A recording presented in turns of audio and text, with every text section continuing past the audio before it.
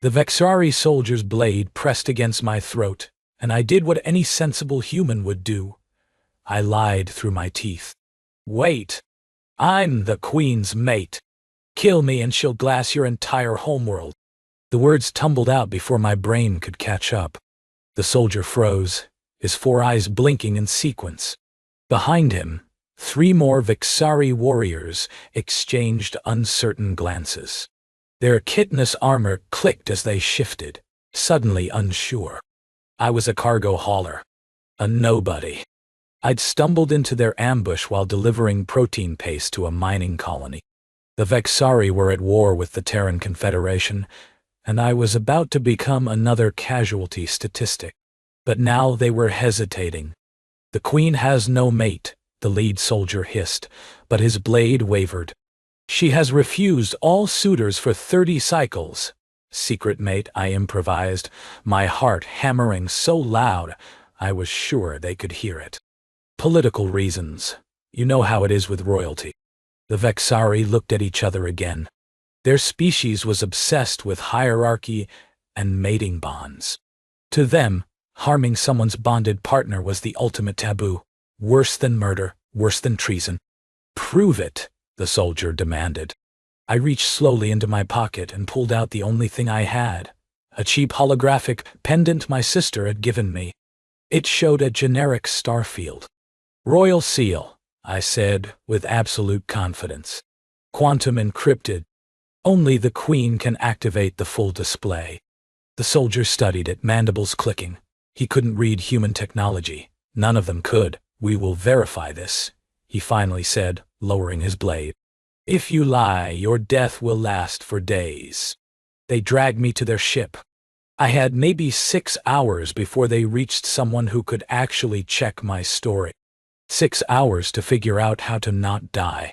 The Vexari flagship was enormous, a cathedral of chitin and metal that hummed with barely contained aggression. They'd given me quarters instead of a cell, which meant my lie was holding. Barely. Commander Crix, the soldier who'd captured me, had become my reluctant guardian. Killing the Queen's mate would end his career. Letting a liar live would end his life. He watched me like I was a bomb that might detonate at any moment. The Queen arrives in 4 hours, he informed me, his translator rendering his clicks into flat English. She was surprisingly eager to meet you. My stomach dropped. She's coming here? You seem distressed. Should a mate not rejoice at reunion? I'm overwhelmed with emotion. I was overwhelmed with terror. It's a human thing. The next few hours were a masterclass in creative lying. When they asked about our courtship, I invented an elaborate story about a diplomatic mission, a shared love of stellar cartography, and a secret ceremony on a moon I made up on the spot. When they asked why I was on a cargo ship, I explained that I traveled incognito to avoid assassination attempts. The Vexari loved this. It fit their understanding of royal intrigue. When they asked for intimate details, I told them humans considered such questions deeply offensive, and they apologized profusely. But the questions kept coming, and each answer required 3 more lies to support it. I was building a house of cards in a hurricane. One thing confuses me, Crix said, studying me with those 4 unblinking eyes. The Queen's pheromone signature should be on you. All Vexari mates carry their partner's scent. Ice flooded my veins. Humans can't detect Vexari pheromones, I said slowly, so we use alternative bonding markers. Such as? I thought fast. Synchronized heartbeats. When true mates are near each other, their hearts beat as one. It's scientifically documented. Crix's mandibles twitched, the Vexari equivalent of raised eyebrows. We will test this when the Queen arrives. Of course they would. I spent the next hour trying to figure out if there was any possible way to fake synchronized heartbeats with someone I'd never met. There wasn't. The Queen's shuttle docked with a sound like thunder. I stood in the reception hall, surrounded by Vexari warriors in ceremonial armor, trying not to visibly shake. My lie had bought me time, but that time was up. In moments, The actual queen would walk through that door, see a random human she'd never met claiming to be her mate, and probably have me executed on the spot. The doors hissed open. She was magnificent. 8 feet tall, her carapace gleaming like polished obsidian, with eyes that held the cold intelligence of an apex predator.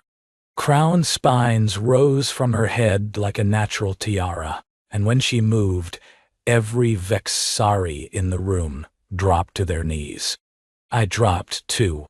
Seemed like the smart play.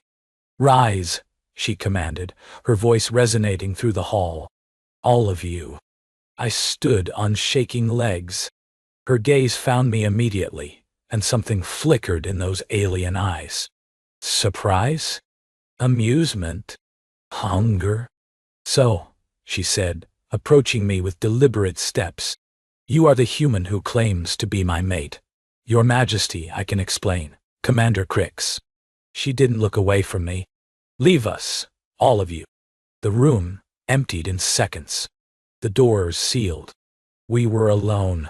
I waited for the killing blow. Instead, she laughed. It was a strange sound, clicking and melodic, but unmistakably laughter.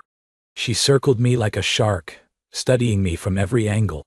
"Do you know how many assassination attempts I've survived?" she asked. "How many poisonings, how many betrayals, how many mates who turned out to be enemy agents?" "I'm not an assassin," I said quickly. "I'm just a cargo hauler who panicked. I know exactly what you are." She stopped in front of me, close enough that I could see my reflection in her eyes. "I've read your file. Marcus Chen, 32 years old. No military training, no political connections, no value whatsoever as a hostage or spy. Then why? Because in 30 cycles, no one has ever had the audacity to claim me." Her mandibles spread in what might have been a smile. "My advisors parade suitors before me, princes, generals, diplomats, and they all bore me. They want my throne, my power, my armies. But you?" She leaned closer. "You just wanted to live." "I'm sorry," I whispered. "I'll tell them the truth. Accept whatever punishment. You'll do no such thing." Her claw touched my chin, tilting my head up. "Do you know what my people respect above all else? Survival. .eu. Cunning. The willingness to do anything to see another sunrise." Her eyes glittered. "You bluffed your way onto my flagship with nothing but words. My generals couldn't do that with a fleet." "What are you saying?" "I'm saying your lie intrigues me, Marcus Chen." She stepped back, but her gaze held me pinned. "I've never had a human mate. I've never had a mate who chose me through desperation rather than ambition. I find myself curious." "Curious about what? About whether you can keep lying?" That smile again, sharp and dangerous. "My enemies believe I have a secret human mate. My allies are scrambling to understand the political implications. You've created chaos with a single sentence." She tilted her head. "I want to see what else you can create. You want me to keep pretending. I want you to make it real." She extended her claw. "Become my mate, Marcus Chen. Not in pretense, in truth. Survive my court, my enemies, my world. Prove that your lie was prophecy, not desperation." I stared at her claw, my mind reeling. "And if I refuse, then I tell everyone you lied, and Commander Crix gets his wish." Her eyes hardened. "But I don't think you'll refuse. You're a survivor. I can smell it on you." She wasn't wrong. The wedding was 3 weeks later. I stood before 10,000 Vexari, wearing ceremonial armor that weighed more than I did, reciting vows in a language I'd learned phonetically. Queen Vexara, I'd learned her actual name, stood beside me, resplendent and terrifying, and somehow amused by the whole situation. The Terran Confederation sent diplomats who looked like they'd swallowed live fish. A cargo hauler marrying the Vexari queen wasn't just unexpected, it was reshaping galactic politics in real time. The war that had been brewing for years suddenly had a complication no one had planned for. "You may exchange essence," the priest intoned. Vexara pricked her claw, letting a drop of her blood fall into a ceremonial cup. I did the same with a knife, trying not to wince. We drank. The crowd roared. "Congratulations," Vexara murmured as the ceremony concluded. "You're now the most powerful human in the galaxy." "I am a cargo hauler," I whispered back. "You are a cargo hauler. Now you're a royal consort, a diplomatic bridge, and the most protected being in Vexari space." Her mandibles clicked with amusement. "All because you lied." The reception was a blur of alien dignitaries and barely concealed threats. But through it all, Vexara stayed close, her presence a shield against anyone who might question my legitimacy. Later, in the royal chambers, she finally explained. "I chose you because you had nothing," she said, pouring 2 glasses of something that smelled like fermented starlight. "No agenda, no faction, no loyalty, except to yourself. In my world, that makes you the only person I can trust." "You trust me?" "I lied to your face. You lied to survive." "That's honest in its way." She handed me a glass. "Everyone else lies to gain power. You lied to avoid death." "I find that refreshing." I took a drink. It burned going down but settled into something warm. "What happens now? Now we see if you can survive being my mate." Her eyes glittered with challenge. "My court is a nest of vipers. My enemies will try to use you against me. And the humans, your people, will demand you spy for them.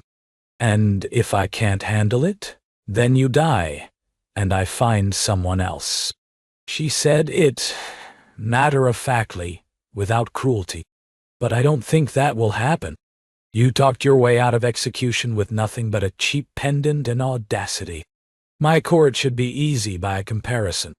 I thought about my old life, the cargo runs, the loneliness, the endless nothing of space. I thought about the blade at my throat and the lie that had saved me. "I told them our hearts would beat as one," I said. "When we were close, I know." Crix reported everything. She moved closer, and I could feel the heat radiating from her carapace. "Shall we test it?" She pressed her claw against my chest, feeling my heartbeat.